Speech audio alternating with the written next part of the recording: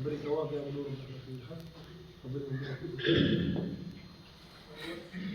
الحمد لله وحده والصلاة والسلام على من لا نبي بعده ولا نبي بعده ولا رسول بعده أما بعد فأعوذ بالله من الشيطان الرجيم بسم الله الرحمن الرحيم فاسلك كي درجة پاک رسول دا